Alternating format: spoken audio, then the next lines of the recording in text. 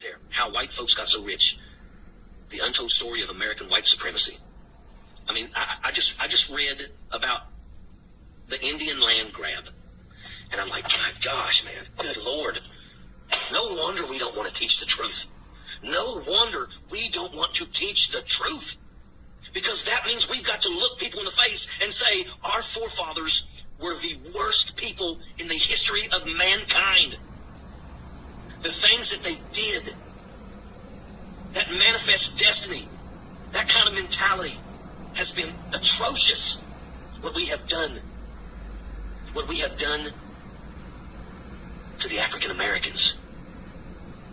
The estimated number of wealth that came from slavery, from free labor, and that's what it was. We never intended them to be anything other than a slave.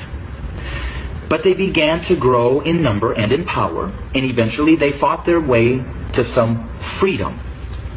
So we became even more cruel, and to keep our black Americans down, we lynched. But yet they rose.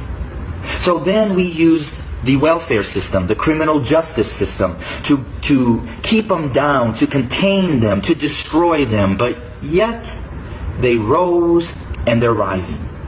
Then we built prisons and jails to hold them. Yet they rose. And so now we are doing exactly what the Pharaoh did at the end, sending out a decree, kill them. So until we admit that when we wrote this Constitution that all men are created equal, that we never intended to include our black brothers and sisters, our nation may end up facing exactly what the Egyptians faced when they refused to let God's people go.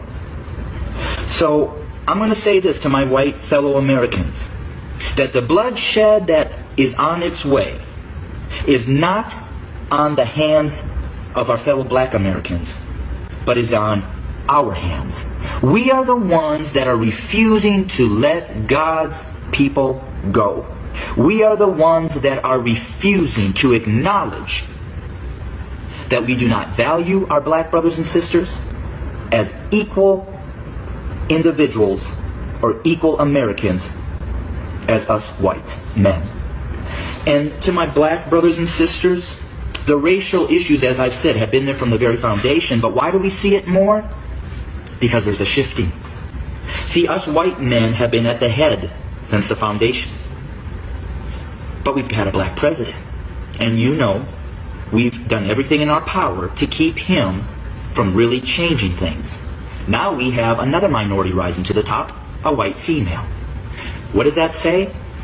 Those of us who are white men who have been at the head are now starting to see and fear that we are going to become the tail.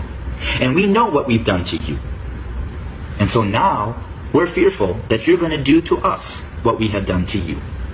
But I will say this. I've lived in a black community for 23 years. I've never been treated the way that this country has treated my black Americans. So I call out my white Americans to say we better heed, repent, acknowledge, and change.